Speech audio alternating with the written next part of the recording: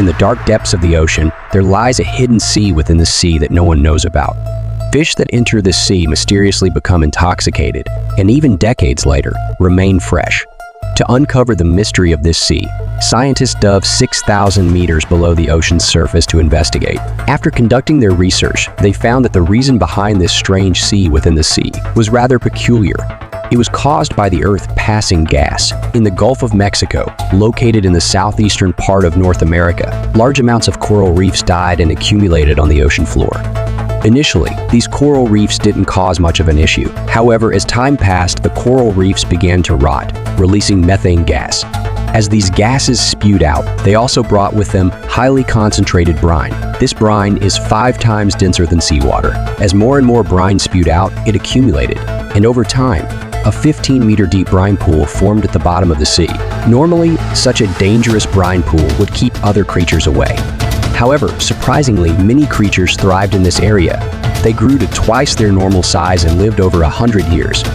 Shrimp, particularly deep-sea shrimps, are well-known residents of this brine pool. However, any creatures unfamiliar with the area that enter the pool will suffer from poisoning and paralysis, eventually leading to death due to the high salt content. Even decades after their death, their bodies remain fresh.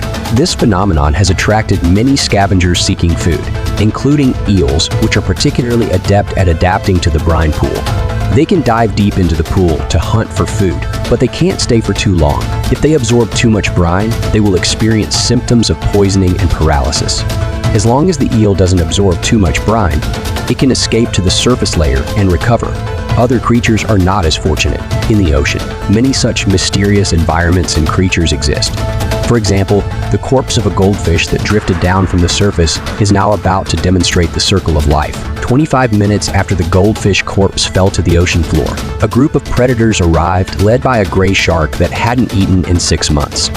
Upon its arrival, the shark couldn't resist tearing into the meal. As it thrashed, the fish's blood spread across the seabed.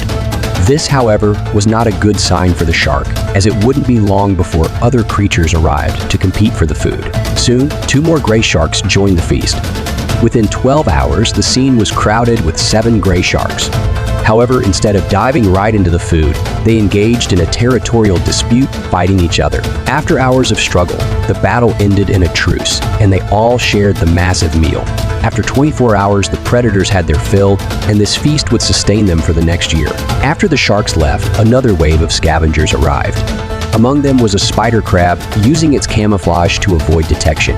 It was actually part of the first group of scavengers, but due to its slow pace, it arrived too late to join in the initial feast. A month later, over 30 different scavenger species arrived to clean up the remains.